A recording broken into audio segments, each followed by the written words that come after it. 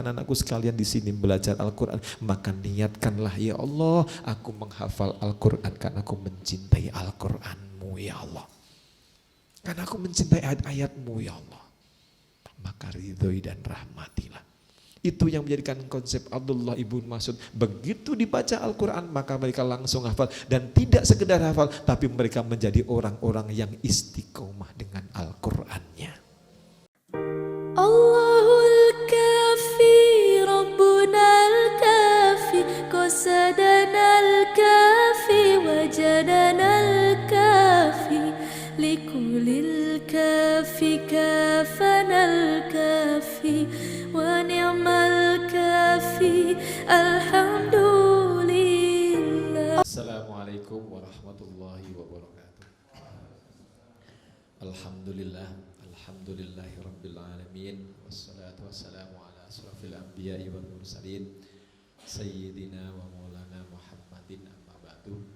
Yang saya hormati kiai, guru, sahabat, teman berdiskusi Kiai Janul Yakin. Yang saya hormati Gus Rafiq, yang saya hormati Mas Narto, Pak Polisi, dan para pengurus. Ada Ustadz Martono, ada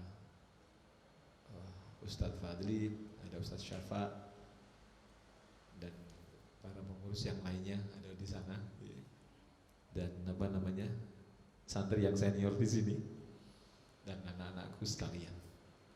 Marilah kita sama-sama memanjatkan syukur kehadirat Allah Subhanahu wa taala. Semoga hari ini adalah menjadikan hari yang berkah, hari yang manfaat, hari yang selalu diridhoi Allah Subhanahu wa taala. Tentu hari ini saya sangat senang menyambut pelantikan pengurus baru. Kemarin waktu Ustadz Ahmad Martono nelpon ke saya, "Bah, ini mau ada pelantikan pengurus untuk santri." Saya senang sekali mendengarnya. Wah, alhamdulillah kalau ada pengurus di pesantren ini, sehingga ada PR yang PR-nya Ustadz, PR-nya pembina, PR-nya Gus Syafa, PR-nya Gus Fadli, PR-nya Gus Ahmad Martono terwakili dengan adanya pengurus nanti. Jadi sebenarnya ini mulu-pulinya cara Ustadz Martono untuk mendelegasikan kepemimpinan begini nih Gus. Jadi ini cara baru sebenarnya. Jadi PR-nya nanti adalah, saya setuju dengan adanya pengurus ini adalah untuk menertibkan kegiatan tahfidz cinta Rasulullah. Saya setuju. Apa yang disampaikan oleh Ustadz Martono tadi benar. Kalian di sini adalah belajar. Tidak hanya belajar menghafal Al-Quran. Saya masih ingat apa yang dikatakan Abdullah ibnu Mas'ud. Beliau ngendikan begini ceritanya itu. Surat Al-An'am turun itu ketika Rasulullah dalam perjalanan. Ketika di kendaraan tiba-tiba malaikat Jibril menghampiri Rasulullah SAW. "Wahai kekasih Allah, telah turun kepadamu surat Al-An'am." Maka dibacakanlah surat Al-An'am itu kepada Rasulullah SAW. Begitu dibacakan oleh malaikat Jibril, selesai dibacakan, maka Rasulullah diminta oleh malaikat Jibril membacanya. "Wahai kekasih Allah, bacalah apa yang setelah baca saya tadi. Alhamdulillahi khalaqas samawati wal arda," dan seterusnya itu. Maka dibaca oleh Rasulullah. Tidak ada satu huruf pun yang salah. Tidak ada satu pun harokat yang salah. Dan tidak ada satu makna pun yang berbeda sebagaimana dibacakan oleh malaikat Jibril tadi. Semuanya sama. Makanya kenapa anak-anakku sekalian di sini ada pembina. Anak-anakku yang membaca Al-Quran, begitu membaca hayu setoran, didengerin Ustadz Martono, didengerin Ustadz Fadri, didengerin Ustadz Syafa misalnya. Itu sama ketika Rasulullah menerima Al-Quran, kemudian malaikat Jibril yang mendengarkan bacaan itu. Itulah sebenarnya kenapa ada anak santri harus laporkan yang menghafal untuk membacanya dan membenarkannya. Maka setelah Al-Quran itu turun, maka Rasulullah mengumpulkan para sahabatnya. "Wahai sahabatku, turun kepadaku ayat Allah. Surat Al-An'am. Maka dibacakan kepada para sahabatnya semuanya. Maka begitu dibacakan selesai, maka ada sahabat Rasulullah namanya Abdullah ibnu Mas'ud. Langsung mengatakan kepada Rasulullah. Begitu Rasulullah menyampaikan ayat-ayat ini, ada 165 ayat dalam surat Al-An'am ini. Dibacakan selesai, maka Abdullah ibnu Mas'ud langsung mengatakan, ya Rasulullah, aku sudah hafal apa yang engkau baca tadi. Baru dibaca. Maka Abdullah ibn Mas'ud langsung mengatakan, ya Rasulullah, aku sudah hafal yang engkau membaca surat Al-An'am yang barusan engkau bacakan. Maka dibaca oleh Abdullah ibn Mas'ud. Begitu dibaca sama, mereka tidak ada salahnya. Maka para sahabat bertanya, ya Abdullah ibn Mas'ud, bagaimana engkau begitu cepatnya baru dengar pertama, engkau langsung hafal. Engkau langsung tahu maknanya. Apa ya Ibnu Mas'ud? Maka kemudian Allah ibnu Mas'ud menyampaikan kepada sahabat-sahabatnya, wahai sahabatku, sebenarnya sebelum aku membaca Quran, ta'alamal iman qoblal Quran. Aku selalu mencintai Al-Quran lebih dulu. Aku selalu mengimani Al-Quran lebih dulu, baru aku belajar Al-Quran. Cinta Al-Quran aku taruh di dalam dadaku, kata Allah, kata Ibnu Mas'ud. Cintaku kepada Al-Quran aku taruh dalam dadaku karena ini adalah ayat yang suci dari Allah, sehingga aku mencintai ayat Al-Quran ini.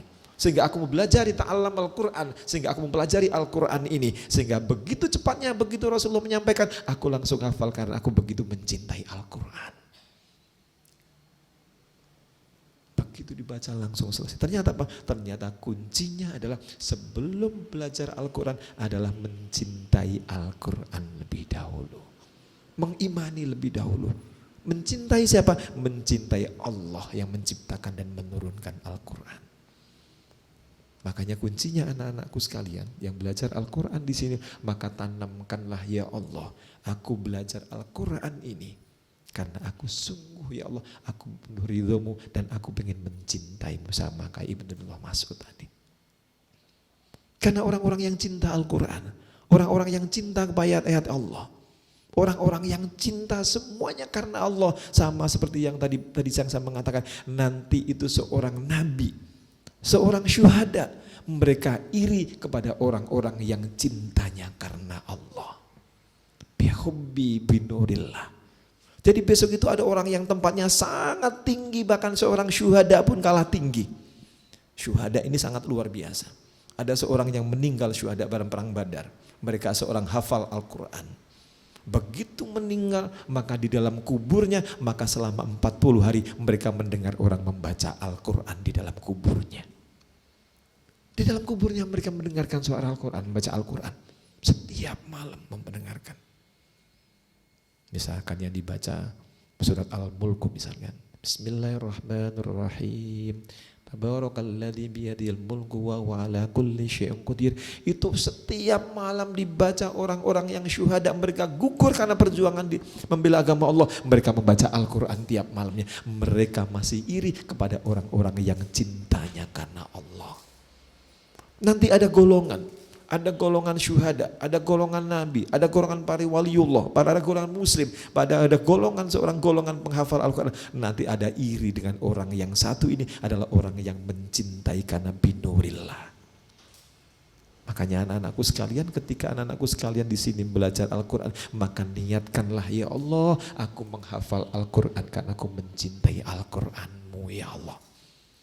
Karena aku mencintai ayat-ayatmu ya Allah. Maka ridhoi dan rahmatilah. Itu yang menjadikan konsep Abdullah ibnu Mas'ud. Begitu dibaca Al-Quran, maka mereka langsung hafal. Dan tidak sekedar hafal, tapi mereka menjadi orang-orang yang istiqomah dengan Al-Qurannya. Anak-anakku sekalian, tantangannya bagi anak-anakku sekalian nanti adalah menjadi orang yang istiqomah untuk Al-Quran. Anak-anakku sekalian di sini ada di kader untuk menjadi penghafal Al-Quran. Untuk dikader menjadi orang yang akan menjadi keluarganya Allah. Tapi harus dipertanyakan, yang dimaksud ahlullah itu yang bagaimana? Yang dimaksud orang yang menjadi keluarganya Allah itu yang seperti apa? Apakah orang yang sudah hafal Al-Quran kemudian hafalnya kemudian mereka entah gimana ceritanya sudah gak hafal lagi? Enggak begitu. Tapi orang-orang yang istiqomah dengan Al-Qur'annya lah dia yang disebut dengan ahlullah. Makanya kenapa sahabat Bilal bin Rabah itu beliau tidak hafal Al-Quran, tapi begitu mulianya di depan mata Rasulullah, begitu mulianya di depan Allah. Karena apa? Karena mereka walaupun tidak ada hafal Al-Quran, tapi mereka begitu mencintai Al-Quran dan menjalankan Al-Quran yang dengan secara istiqomah. Sama, orang-orang yang hafal Al-Quran PR-nya juga banyak. Ada orang-orang Al-Quran, apakah orang yang menghafal Al-Quran semuanya ahli syurga? Jawabannya gimana kira-kira? Iya apa enggak? Kira-kira iya apa enggak? Ternyata apa? Belum tentu. Mereka akan dilihat oleh Allah istiqomahnya. Mereka akan dilihat oleh Allah kecintaannya kepada Al-Qurannya dan istiqomahnya. Sama ketika Sayyidina Ali yang saya sampaikan di siang tadi itu. Sayyidina Ali ini adalah menantunya Rasulullah. Bahkan saking luar biasanya Ali dalam satu hadis, Sayyidina Ali itu sebelum dinikahkan oleh Rasulullah sudah dinikahkan oleh Allah Subhanahu wa taala di langit dengan Siti Fatimah. Saking mulianya Sayyidina Ali. Sayyidina Ali kekasihnya Rasulullah. Rasulullah pun sangat sayang kepada Sayyidina Ali. Saking sayangnya, makanya kenapa Fatimah pernah dilamar oleh Umar bin Khattab. Tapi Rasulullah memilih Ali bin Abi Thalib. Kenapa? Karena dicintainya. Saking luar biasanya dalam suatu riwayat di hadis, nanti kapan-kapan kalau ngaji insya Allah saya akan menjelaskan tentang Sayyidina Ali dinikahkan dengan Fatimah itu di langit. Coba dinikahkannya jadi langit. Dan sebelum dinikahkan oleh Rasulullah, dinikahkan Rasulullah sudah luar biasa, ini dinikahkan di langit. Berarti orang yang sangat luar biasa di depan Allah dan di depan Rasulullah. Tetapi ada fenomena yang ketika Sayyidina Ali dibunuh olehnya, bukan dibunuh orang kafir, bukan. Tapi Sayyidina Ali dibunuh orang yang sama-sama hafal Al-Quran. Apakah mereka berkah manfaatnya, ilmunya? Enggak. Makanya anak-anakku sekalian, ayo ketika kita mulai belajar Al-Quran, ta'alamal Quran ta'alamal iman qoblal Quran. Inilah kita bisa mengambil satu makna apa yang disampaikan Abdullah ibnu Mas'ud ini. Kita harus mencintai Allah. Kita harus mencintai ayat-ayat Allah sebelum kita menghafal Al-Quran. Jangan sampai seperti orang yang membunuh Sayyidina Ali. Mereka akhirnya apa? Akan menjadi ahlu neraka. Karena apa? Karena membunuh kekasihnya Rasulullah SAW, Sayyidina Ali. Saya itu pengagum selain Rasulullah. Saya paling menfigurkan Rasulullah. Tapi di antara ilmuwan yang paling saya suka adalah Sayyidina Ali. Saya paling suka. Bahkan saking luar biasanya Sayyidina Ali ketika mereka dalam perang. Kemudian mereka mau membunuh lawannya karena Sayyidina pernah mau dibunuh olehnya. Kemudian mau dibunuh oleh lawannya. Kemudian lawannya ini kelihatan auratnya. Sayyidina Ali tidak jadi membunuh. Padahal sudah. Tadi Sayyidina udah mau ditombak dan sebagainya, teman-temannya semuanya kena. Begitu mereka berlutut akan dibunuh juga oleh Sayyidina Ali, ternyata auratnya kelihatan. Maka Sayyidina Ali mengatakan, demi Allah dan demi Rasulullah, aku tidak jadi membunuhmu, aku karena melihat auratmu. Bayangin aja, pahanya kelihatan, padahal laki-laki. Tinggal dibunuh olehnya, tapi belum mengatakan aku tidak jadi membunuh karena aku melihat auratmu. Sungguh aku tidak mau membunuh dan menzalim orang yang kelihatan auratnya. Begitu luar biasanya Sayyidina Ali. Sekarang dimaki-maki orang aja dibales. Ini udah perang, udah tinggal menang, tinggal cek bunuhnya, sudah selesai, udah tamat. Sayyidina Ali nggak jadi membunuhnya. Ada figur-figur lain ya. Apa yang disampaikan Sayyidina Ali? Ketika Sayyidina Ali menjadi khalifah setelah Umar bin Khattab, orang yang sangat mulia, maka dia menyampaikan, dan suatu ketika didatangin oleh sahabatnya, wahai Ali, engkau sekarang jadi khalifah, tindakanmu seperti ini, engkau tidak sebaik seperti Umar bin Khattab. Maka disampaikan Sayyidina Ali, bagaimana aku bisa memimpin sebaik ini? Ketika Umar bin Khattab menjadi seorang khalifah, aku selalu mendukung apa yang diputuskan oleh khalifah Umar bin Khattab. Ketika aku menjadi seorang pemimpin, aku mempunyai anak buah yang seperti engkau yang selalu menjelek-menjelekan aku, kata Sayyidina Ali. Bagaimana aku bisa memimpin lebih baik daripada Umar bin Khattab kalau anak buahku seperti kamu? Maka langsung Sayyidina Ali mengatakan, nanti suatu ketika akan tahu siapakah orang yang paling sayang kepadaku. Orang paling siapakah yang orang akan loyal kepadaku. Loyal itu orang yang penurut, mendukung dan sebagainya. Nanti aku akan tahu. Kalian semua ketika saya menjabat segini, semuanya berkumpul untuk bertemu denganku karena aku masih menjabat. Tapi nanti suatu ketika aku jatuh, maka aku akan bisa menghitung dengan jariku siapakah orang-orang yang tetap akan bersamaku. Ternyata apa yang disampaikan benar. Ketika Sayyidina Ali jatuh, maka semuanya pergi dan semuanya ngejelekan Sayyidina Ali. Hanya bisa dihitung dengan jari orang-orang yang tetap bersama dengan Sayyidina Ali. Itulah pentingnya istiqomah. Ketika Sayyidina Ali menjabat, semua beramai-ramai mendekati Sayyidina Ali. Sama ketika Umar bin Khattab. Sampai suatu ketika Umar bin Khattab itu mengatakan kepada anaknya, wahai anakku, kenapa sapimu jauh lebih gemuk daripada yang lainnya? Apakah karena aku penguasa? Sehingga engkau diberikan fasilitas yang banyak. Kalau memang itu, maka aku tidak akan pernah ridho. Maka disuruh menjualnya oleh Umar bin Khattab. Begitu dijual, maka langsung kelebihannya siksa gemuknya suruh mengembalikannya. Ini adalah contoh pemimpin yang istiqomah dengan Al-Qur'annya. Sayyidina Ali juga sama istiqomah dengan Al-Qur'annya. Karena beliau tahu bahwa menjadi seorang pemimpin, menjadi seorang khalifah. Sampai beliau mengatakan ketika diangkat menjadi khalifah dan dia mengatakan kepada ketika dilantik dia mengatakan Sayyidina Ali, wahai sahabat-sahabatku sekalian, mulai hari ini saya mentalak dunia ini. Mulai hari ini saya mentalak seluruh harta yang diberikan oleh Allah, aku akan talak pada hari ini. Maksudnya apa? Dia tidak mau memanfaatkan jabatan apapun untuk kepentingan pribadi karena beliau istiqomahnya dengan Al-Qur'annya. Semuanya. Kalau orang-orang yang istiqomah dengan satu Al-Qur'an, satu ayat Al-Qur'an misalnya dibaca. Misalkan ayat Al-Baqarah yang paling depan misalnya. Alif Lam Mim dzalikal kitabu la raiba fi hudal lil muttaqin misalnya. Dzalikal kitabu, ini adalah kitab. La raiba fi, jangan pernah kau ragukan. Hudal lil muttaqin, ada petunjuk bagimu. Sesungguhnya ini adalah mencontohkan kepada kita untuk beristiqomah kepada Al-Qur'annya Allah. La raiba fi hudal lil muttaqin. Ini adalah petunjuk bagimu. Kalau orang yang menghafal satu ayat ini pun kalau mereka memegang teguh dengan istiqomah dengan baik, maka mereka akan bisa menjadi orang-orang yang disebut dengan ahlullah. Makanya banyak hadis mengatakannya, bahwa orang-orang yang menghafal Al-Quran, orang yang istiqomah baca Al-Quran, nantinya adalah orang yang bisa tiap hari membaca Al-Quran, membaca itu kan minimal 200 ayat. Ada yang mengatakan 250 ayat. Kalau suratnya Asy-Syu'ara enggak terlalu panjang. Asy-Syu'ara itu kan 225 ayat. Paling dibaca, karena ayatnya kan pendek-pendek itu kan. Jadi mungkin 10 menit selesai. Yang ayat yang panjang itu kan surat Al-Baqarah, agak panjang.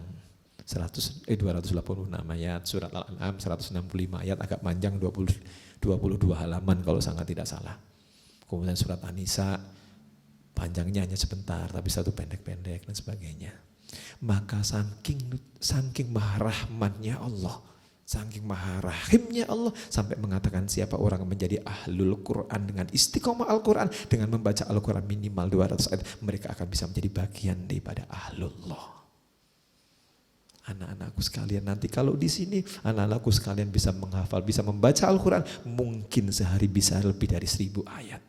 Tapi PR-nya nanti anak-anakku sekalian, ketika nanti kalian sudah dewasa, ketika kalian sudah menjadi orang, kalian sudah menjadi orang tua, kalian harus bekerja, harus dan sebagainya, itu nanti istiqomah inilah yang harus kita jaga secara bersama-sama. Makanya ngapunten kadang-kadang saya kalau menjaga istiqomah itu, kadang-kadang begitu selesai sholat duhur, saya langsung masuk kamar, sholat asar, itu sama karena untuk menjaga istiqomah. Kalau enggak begitu susah. Misalkan mengistiqomahi sehari membaca minimal kalau bisa istiqomah membaca surat Ikhlas 1000 kali misalnya.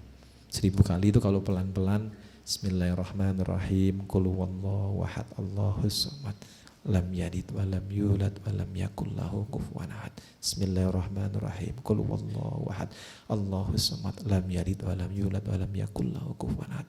1000 kali itu sekitar kurang lebih 1,5 jam.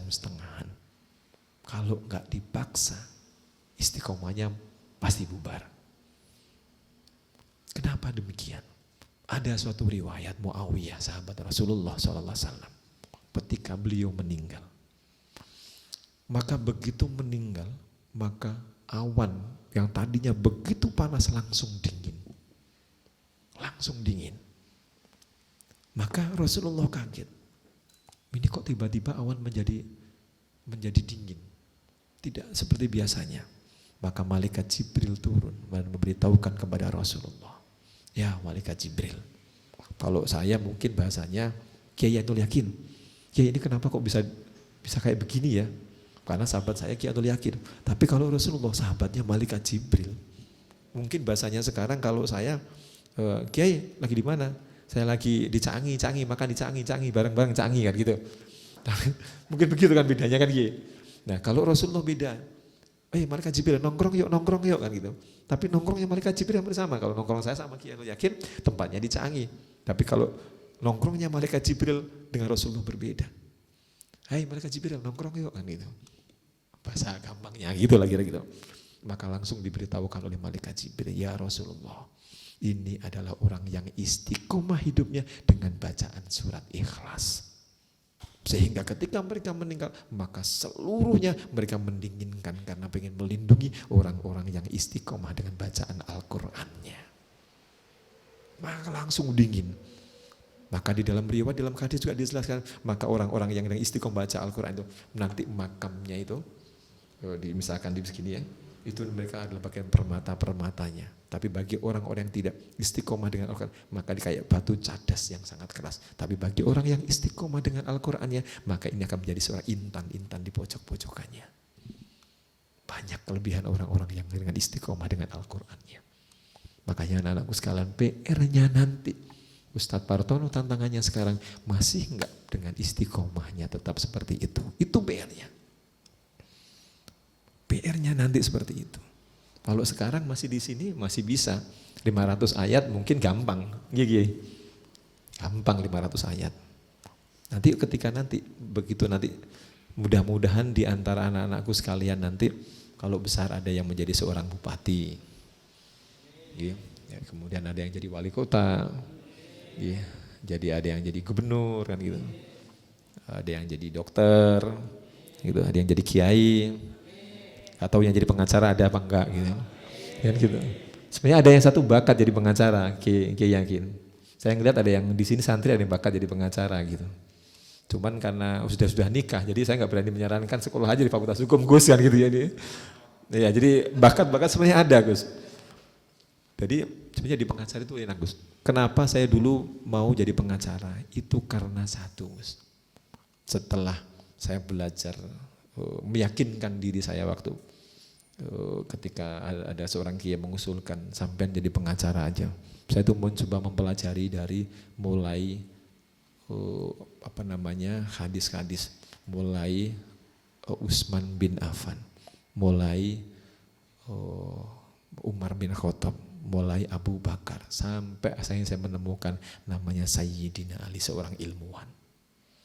Sayyidina Ali itu suatu ketika pernah kehilangan ketika perang. Ada yang mengatakan hilang bajunya, ada yang pernah mengatakan hilang topinya, ada yang mengatakan alat perangnya hilang. Maka begitu hilang ternyata dibawa oleh temannya. Maka diadukan kepada khalifah. Ya khalifah, saya telah kehilangan baju perangku. Dan aku tahu bahwa baju perangku ada dibawa oleh si fulan. Maka mereka mengajukan permohonan ini kepada khalifah. Maka disidangkan oleh khalifah.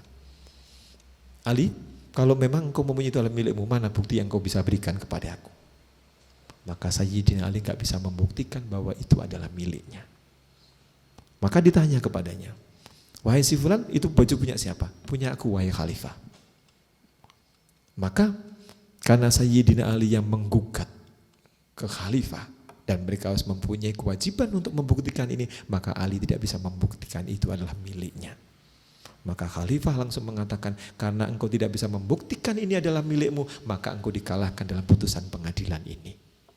Maka disitulah saya mengatakan, apapun menjadi pengacara, apapun orang bekerja di bidang hukum, tetap lelah membutuhkan bukti. Dan dari situlah saya mulai, bismillahirrahmanirrahim, saya akan menjadi seorang lawyer. Ada dasarnya. Jadi kita khalifah. Dan banyak hal seperti itu. Ketika sahabat Rasulullah yang bermasalah dan diadukan kepada khalifah. Dan mereka kuncinya semuanya amanah buktimu ketika engkau mengajukan ada masalah di khalifah. Ketika mereka enggak punya bukti, maka mereka dikalahkan oleh khalifah. Hukum berbicara di situ. Makanya anak-anakku sekalian, kalau anak-anakku sekalian di antara sini nanti suatu ketika besar ingin jadi seorang pengacara, seorang hakim, itu sangat bagus. Biar kalian semuanya bisa berkiprah. Sayyidina Ali adalah seorang ilmuwan. Saya paling suka dengan Sayyidina Ali karena beliau adalah seorang ilmuwan, orang-orang yang sangat cerdas. Itu adalah Sayyidina Ali. Kalau orang yang sangat bijaksana, itu adalah Abu Bakar. Abu Bakar itu sangat bijaksana. Bahkan orang yang pertama kali meyakini dengan Rasulullah itu Abu Bakar. Akhirnya begitu dicintainya. Nah, anak-anakku sekalian, dengan adanya kalian hari ini mulai dilantik, maka PR-nya yang dilantik adalah, kalau kadang-kadang kalau saya bangun itu jam 2:30, saya kadang bangun, saya suka jalan di sini, saya lihat masih tidur. Nah, maka pengurus yang baru nanti harus mulai ngobrak-ngobrak, ayo bangun, tahajud, ini PR-nya yang baru ya. Ya, anak-anakku sekalian, niatilah ibadah, membangunkannya. Begitu kadang-kadang saya lihat sholat gitu ya, saya kadang itu nunggu, kok belum azan gitu ya, saya kadang-kadang nanya keluar, kok belum ya. Saya lihat kadang-kadang sholat masih sudah Allahu Akbar masih belum sampai separuh. Maka dengan adanya pengurus ini jangan sampai hal itu terjadi. Ada yang disampaikan Ustadz Watoro benar. Jadi mulai ada pengurus ini bagian ada yang obrak-obrak, harus ada yang obrak-obrak. Bahkan sampai yang obrak-obrak ini saya setuju dengan Ustadz Watoro. Pahalanya obrak-obrak itu banyak. Sama, pahalanya orang azan itu lebih besar daripada menjadi seorang imam. Imam sholat bagus, tapi pahala adzan jauh lebih besar kata Rasulullah. Sampai Bilal itu dicintai oleh Rasulullah karena adalah menjadi seorang tukang adzan. Insyaallah ngaji besok saya akan menjelaskan tentang Bilal.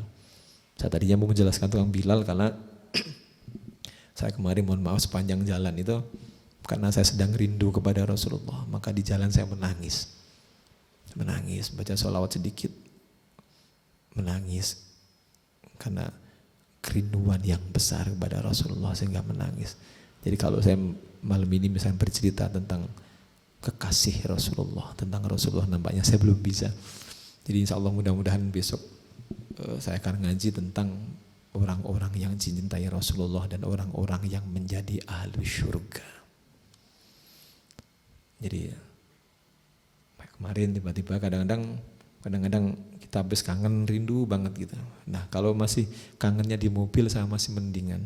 Kadang-kadang pas kangen itu di warung pas kangen, namanya kangen kan bisa tiba-tiba.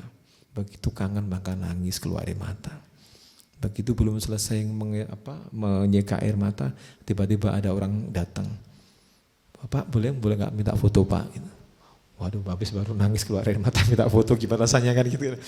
Ya kadang-kadang orang kan kadang-kadang ada yang menfigurkan, aku paling suka dengan Bapak jadi lawyer, jadi saya pengen foto dan sebagainya. Nah sering-sering kayak gitu. Ya, monggo sih. Nah itulah anak-anakku sekalian. Jadi anak-anakku sekalian ketika menjadi pengurus di sini, maka anggaplah ini sebagai karunia untuk banyak mencari pahala dan keridhaan Allah. Maka saya setuju, yang menjadi pengurus boleh obrak-obrak. Ayo bangun mau sholat. Yang duhur juga sama, asar juga sama. Kalian anak-anakku semuanya belajarlah istiqomah dari sedini mungkin. Istiqomah ini yang harus kita bangun. Kalian bisa menjadi penghafal Al-Quran. Kalian bisa menjadi Allah. Kalian bisa menjadi ahlul Quran. Dan tapi kalian juga bisa menjadi kehilangan menjadi ahlullah. Kalau kalian tidak istiqomah. Ada seorang ahlul Quran. Orang yang sangat hafal Al-Quran. bahkan disebut mujahid. Seorang hafal Al-Quran ini kemudian melihat wanita yang sangat cantik. Wanitanya cantik banget. Maka dia langsung menyampaikan kepada wanita ini, wahai, misalnya Fatimah namanya, wahai Fatimah, aku ingin melamarmu. Apakah engkau mau menjadi istriku? Seorang penghafal Al-Quran. Maka disampaikan oleh Fatimah, engkau boleh, tapi engkau harus ketemu sama orang tuaku lebih dahulu. Maka ditemuilah orang tuanya. Maka ada dua sahabat, yang satunya ini adalah seorang penghafal Al-Quran, yang satunya punya uang dibuat ngelamar seorang wanita yang cantik, yang satunya punya uang dibuat bersedekah. Begitu kemudian yang satunya bersedekah, ya Allah, aku bersedekah uang ini ya Allah karena aku mencintaimu, karena aku merindukanmu ya Allah. Maka dalam riwayat itu ada yang mengatakan mereka punya uang sekitar berapa ratus dirham. Kalau nggak salah sekitar 1000-an dirham. Beda dengan mata uang real. Kalau dirham jauh lebih besar. Maka orang ini 30%-nya makan sumbangan, ya Allah, aku ingin bersedekah ini karena aku mencintaimu ya Allah. Maka yang seorang penghafal Al-Quran mempunyai uang yang sama. Maka begitu mengelamar, aku mau menjadi istrimu, tapi aku minta persyaratan engkau harus memberikan mas kawin segini. Maka sama minta mas kawin dengan jumlah yang sangat besar. Maka diberikanlah kepada calon istrinya. Maka kemudian dia ada sisa 70%. Begitu 70%, maka mereka memberikan rumah kepada wanita ini.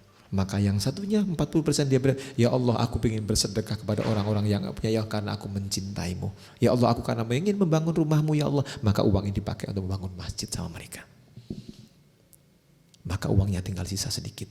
Tinggal 30%. Maka tinggal 10% kemudian orang yang hafal Al-Quran ini kemudian uangnya diberikan kepada istrinya. Uang yang satunya ini diberikan kepada untuk kepentingannya Allah.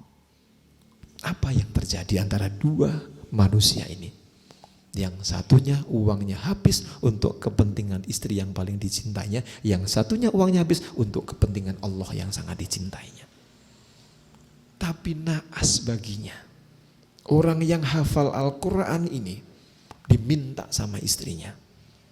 Suaminya bilang ke bapaknya dan bapak menyamakan, engkau boleh menikahi anakku, tapi ada satu persyaratannya. Apa persyaratannya? Ada yang mengatakan dalam kisah itu, engkau harus membunuh lalat sebagai sesajenmu. Lalat dibunuh. Lalat dibunuh untuk meniatkan sebagai sesajennya. Kira-kira bahasanya sesajen itu istilahnya apa ya?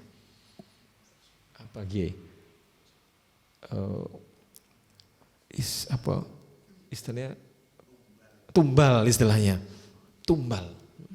Maka mereka ngasihkan tumbalnya. Kemudian apa? Akhirnya mereka diturutin melakukan itu. Kemudian akhirnya apa? Seorang wanita laki-laki ini sampai terakhir kemudian mereka tidak punya apa-apa, dan kemudian orang yang semua bersedekah karena Allah, maka mereka menjadi semakin makmur dan dicintai oleh orang-orang.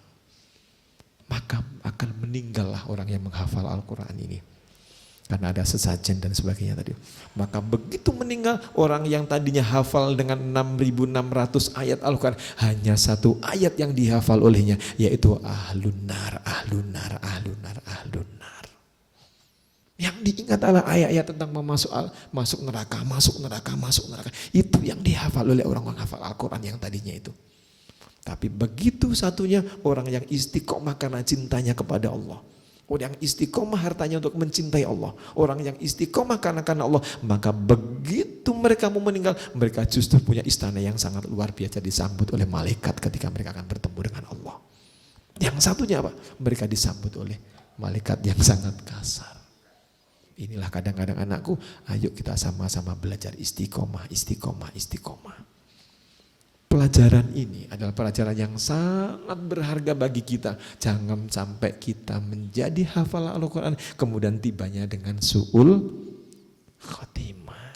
Makanya anak-anakku sekalian, mintalah kita untuk husnul khotimah, husnul khotimah, husnul khotimah. Bahkan setan, iblis itu paling jengkel ketika ada seorang manusia yang berdoa kepada Allah, ya Allah, ya Rahman, ya Rahim.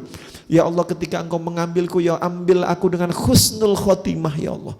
Ambil aku dengan husnul khotimah ya Allah. Maka setan itu menjerit sekeras-kerasnya. Kenapa? Karena orang yang husnul khotimah pasti diampuni dosanya dan mereka akan dirahmati Allah dan mereka mendapatkan surganya. Dan itu setan marah betul kalau ada seorang hamba yang minta husnul khotimah. Makanya anak-anakku sekalian, minta husnul khotimah. Minta husnul khotimah. Karena memang setan itu marah kalau ada orang berdoa, ya Allah meninggalkan, ambil aku dengan husnul khotimah ya Allah. Setan itu marah kalau ada orang-orang mendoa seperti itu. Makanya anak-anakku sekalian, minta ke Allah, ya Allah berikan aku husnul khotimah. Berikanlah aku ya Allah rahmatmu ketika aku akan bertemu denganmu. Jadi anak-anakku sekalian, kembali ke pelantikan ini, semoga anak-anakku sekalian menjadi pengurus nanti adalah pengurus yang belajar istiqomah dari dirinya sendiri lebih dahulu. Ya. Anak-anakku harus istiqomah di situ. Jadi ya bahasanya ngobrak-ngobrak lah. Kalau misalnya yang belum bangun ya harus diobrak-obrak. Yang diobrak-obrak juga harus ikhlas ya. Jadi yang diobrak-obrak jangan merasa diobrak-obrak, jangan, tapi harus sama ikhlas. Karena diobrak-obrak itu kan tandanya disayangi oleh pengurus. Dan lakukanlah anak-anakku sekalian, doakanlah sesama kalian. Sama ketika saya mendoa tiap malam, tiap hari meminta, ya Allah, anak-anak yang belajar Al-Quran di sini, ya Allah, rahmati selalu, ya Allah. Dan pertemukanlah nanti, ya Allah, tidak hanya di sini, tapi pertemukanlah nanti begitu mereka masuk alam kubur, kita sudah bertemu dengan orang-orang yang hafal Al-Quran, ya Allah. Karena nanti itu di alam kubur sudah bertemu sama Rasulullah ketika bilang kepada Fatimah. Begitu Fatimah ketika Rasulullah mau diambil oleh Allah, maka Fatimah menangis dan sebagainya. Begitu mau menangis, akhirnya Fatimah dipanggil oleh Rasulullah. Karena ini adalah kekasihnya Rasulullah. Ketika malaikat Israel datang, assalamu alayka ya Rasulullah, assalamu alayka ya Rasulullah, assalamu alayka ya Rasulullah. Maka dijawab oleh Fatimah, siapakah dia? Maka pertama disuruh pergilah engkau, Rasulullah sedang sakit. Maka pergilah malaikat Israel. Kemudian datang lagi lah malaikat Israel. Assalamu alayka ya Rasulullah, assalamu alayka ya Rasulullah. Kemudian maka datang, maka Fatimah dipanggil Rasulullah, wahai anakku, jangan engkau halangi dia. Dia adalah malaikat Israel yang akan mengambil rohku. Maka langsung bergemetarlah Siti Fatimah. Langsung gemetar badannya dan langsung nangis. Maka kata Rasulullah, suruhlah masuk. Maka begitu masuk ditanya oleh malaikat Israel, ditanya di Rasulullah, wahai Israel, apakah ada pesan kau sebelum mengambil nyawaku? Ya Rasulullah, ya kekasih Allah, aku diminta oleh Allah turun untuk mengambil rohmu. Karena Allah sudah menunggumu, tapi kalau engkau pengen terus hidup di dunia, maka aku akan memberikan kepanjangan, kata Allah. Tapi kalau engkau pengen bertemu dengan Tuhanmu, maka aku akan mengambilmu. Apa kata Rasulullah? Aku sudah rindu kepada Allah. Aku sudah rindu kepada Allah. Maka kemudian Fatimah dipanggil oleh Rasulullah, wahai anakku, janganlah engkau menangis. Karena nanti orang yang pertama menyusulku setelah aku meninggal adalah engkau, wahai putriku Fatimah. Maka Fatimah begitu dibilang setelah ini yang menyusul adalah engkau, maka Fatimah begitu gembiranya, begitu senangnya, maka dibilang padahal mau mati. Tapi karena cintanya kepada Rasulullah besar, maka Fatimah begitu senangnya, begitu dibilangnya, yang nyusul pertama kali setelah ini adalah engkau, wahai anakku. Fatimah langsung tersenyum. Sama anak-anakku sekalian, kalian yang semua menghafal Al-Quran karena cintanya kepada Allah, kalian semua baca sholawat karena cinta dan rindunya kepada Rasulullah, nanti begitu akan kembali, maka akan menjadi satu kenikmatan tersendiri yang begitu nikmat. Makanya Abu Bakar itu ketika mau diambil rohnya oleh Allah, maka malaikat Israel datang. Maka dia mengatakan, wahai malaikat Israel, tolong aku berikan waktu sedikit saja. Aku pengen menyampaikan kepada sahabat-sahabatku. Maka ditanya, apa wahai orang yang dicintai oleh Rasulullah? Aku pengen menyampaikan kepada sahabat-sahabatku. Maka disampaikan kepada sahabat-sahabat, wahai sahabatku, aku sudah rindu kepada Rasulullah. Aku sudah rindu kepada Rasulullah dan aku tidak kuat menahan untuk bertemu dengan Rasulullah.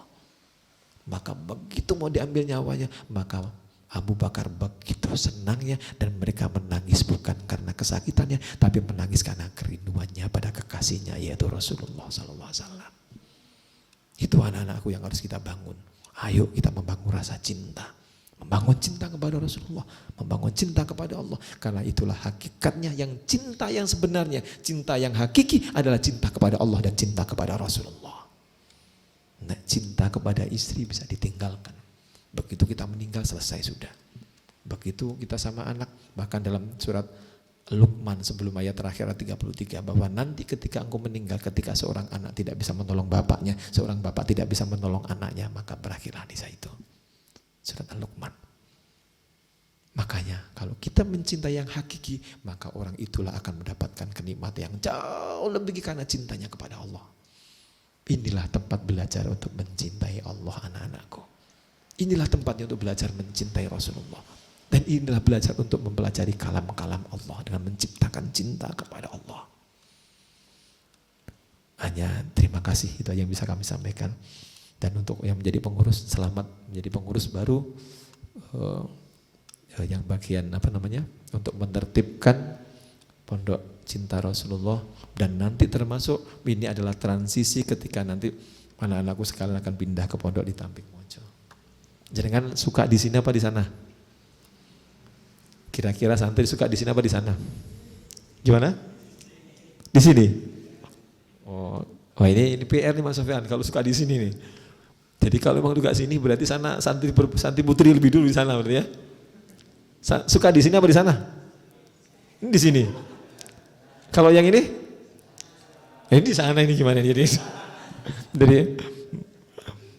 Jadi ini yang ini di sana. Yang ini sebelah di sana ya. Ya mudah-mudahan Januari sudah bisa ditempati. Kemarin sebenarnya memang saya programkan Oktober selesai. Tapi karena saya mendahulukan ada beberapa masjid. Kita bangun di Sulawesi Tenggara, kita bangun di Polsek Tembelang, kita bangun di Bukasur, memang kita duluin, jadi akhirnya di sini kita kata kalahin dulu. Begitu saya mau bangun lanjutin lagi, Radar Kabo minta dibangunin masjid. Enggak berapa lama Ki Antul Yakin bilang, bah jangan sampai enggak dibangun yang Manduro, bos ini gimana teriak-teriak orangnya, ya udah bangun dulu kan gitu. Jadi akhirnya, jadi pondoknya akhirnya agak ngalah sedikit, tapi mudah-mudahan Januari nanti sudah bisa selesai dan sudah di sana. Jadi kalau nanti yang sebelah sini berarti masih mau di sini. Berarti kalau yang di sana maunya di sana kan gitu ya. Jadi kemudian anakku sekalian bahwa pondok nanti tidak hanya tahfidz Al-Qur'an. Kami nanti juga akan buat boarding school. Kita mencanangkan bahwa nantinya anak-anak yang tahfidz Al-Qur'an di sini, pinginnya saya adalah anak-anak yang bisa di sini minimal bisa bahasa Inggris. Jadi nanti kalau ada yang pingin bahasa Inggris, ikut programnya. Saya pingin kenapa? Karena banyak kadang-kadang, mohon maaf, saya kadang-kadang suruh ngisi ngaji. Itu kenapa saya sering diminta ngaji? Karena saya bisa bahasa Inggris. Jadi kalau kita ngaji dengan bahasa Inggris itu lebih enak. Makanya anak-anakku sekalian, nanti enggak menutup anak-anakku sekalian semuanya akan menjadi seorang pendai yang bisa bahasa Inggris. Kadang-kadang saya diundang, itu di mana bersama komunitas orang-orang Jepang misalnya. Ya kita bisa bahasa Jepang, itu indah. Karena kebetulan saya dulu pernah ngajar bahasa Jepang waktu di depan itu saya punya kursus namanya Our English Course sama bahasa Jepang, itu saya ngajar di situ. Jadi saya masih ingat. Kemudian saya pernah belajar bahasa Mandarin juga. Jadi pernah kursus. Jadi saya pernah kursus bahasa Belanda juga. Jadi itu menjadi nikmat untuk pelengkap ketika kita ngaji. Coba anak-anakku sekalian, kalian bisa belajar bahasa, kemudian kalian bisa ngaji, akan jauh lebih nikmat. Orang-orang yang gak paham, orang-orang yang luar, kadang-kadang saya ngaji sederhana banget, menurut mereka enak. Sebenarnya bukan apa-apa, karena saya bisa bahasanya mereka. Mereka ilmunya baru. Mereka gak begitu tahu tentang Allah. Mereka gak begitu tahu tentang Al-Quran. Mereka gak tahu tentang sunnah-sunnah. Kita menjelaskan pelan-pelan. Tapi bagi mereka merasa senang. Itu anak-anakku tantangan kalian semuanya, menjadi orang-orang yang bisa memberkahi dan menerangi orang-orang yang lainnya. Itu. Jadi nanti pondok tahfidz Al-Quran nanti ada boarding school. Insyaallah mudah-mudahan kalau bisa belum tahun ini, mungkin mudah-mudahan bisa tahun berapa bisa membuat boarding schoolnya untuk SD, SMP, SMA. Dan kita juga mencanangkan, Kiai, kita kemarin sempat konsultasi ke Dikti untuk persyaratan buat universitas. Ternyata karena sekarang ini buat universitas masih depending, masih moratorium, akhirnya kita ditunda. Tadinya kami mau mengurus izin untuk membuat perguruan tinggi, membuat universitas tadinya. Jadi biar kami siapkan untuk membuat universitas, jadi anak-anak yang pondok di sini bisa kuliah di tempat kami yang akan kita buat. Ternyata Dikti Kementerian Pendidikan masih menetapkan moratorium. Jadi karena banyak universitas yang baru, mereka persyaratannya belum bagus tapi sudah buka mahasiswa. Kadang-kadang belum punya gedung sudah ngambil mahasiswa. Nah itu akhirnya dipending lah di situ. Kemarin dan sekarang ini ada aturan-aturan yang baru. Makanya kami ke depannya anak-anakku sekalian, makanya saya memotivasi anak-anakku sekalian, kalau kalian pengen kuliah, kuliahlah. Insyaallah kami akan membantu. Kuliahlah, kami akan bantu. Kebetulan kami menyekolahkan anak-anak enggak hanya dari Jombang. Anak-anak orang yang enggak punya, itu yang kami sekolahkan ada 200 anak lebih. Ada yang kuliah di ITB, ada yang di Gajah Mada, ada yang di perguruan tinggi. Itulah anak-anakku sekalian, saya ingin bahwa kalian yang menjadi penghafal Al-Quran ini nanti juga bisa kuliah di tempat yang bagus juga. Saya kalian ingin menjadi orang-orang yang berguna, yang jauh kiprahnya lebih besar daripada kita-kita yang sudah ada. Itu yang saya pingin banget. Makanya kalian semangatlah untuk selalu belajar, semangatlah untuk selalu menghafal Al-Quran. Kalian adalah orang-orang yang cerdas. Kalau hukum itu ada namanya KUHP, Kitab Undang Hukum Pidana, itu pasalnya hanya 600 pasal. Kalau Al-Quran ada 6.666 ayat dan kalian semua hafal. Kalau kita di KUHP belum tentu hafal, minimal tahu pasal biro. Kalau Pak Narto mau nyangka orang, oh ini lagi nyuri, oh pasalnya ini, oh dia penggelapan, oh ini judi togel nih, nah ini tahu pasalnya. Jadi kalau lawyer paling saya, tapi tidak tahu persis misalnya, harus membuka. Tetapi kalau kalian anak-anakku semua menjadi penghafal, karena memang Allah yang sudah menjaminkan kepada kalian, aku akan jaga Al-Quranku dengan penjaga-penjagaku. Kalianlah semuanya yang akan menjadi penjaga-penjaga kitabnya Allah. Terima kasih anak-anakku sekalian. Saya ucapkan selamat untuk pengurus baru. Semoga kalian menjadi khidmat dalam kepengurusan ini. Semoga kalian ilmunya nanti ilmu yang membawa berkah dan manfaat. Dan kelak kalian menjadi orang-orang yang istiqomah dengan Al-Qur'annya. Istiqomah dengan menjadi ahlus sholawat. Dan mudah-mudahan kalian menjadi ahlul baitnya Rasulullah. Dan menjadi ahlullah. Dan mudah-mudahan kalian menjadi ahlul sodaqah. Mudah-mudahan kalian semua menjadi ahlul sholat witir, ahlul sholat tahajud, ahlul sholat duha, dan ahlul kebaikan lainnya. Sampai kalian semua bertemu dengan Allah. Terima kasih. Wabillahi taufiq wal hidayah. Assalamualaikum warahmatullahi wabarakatuh.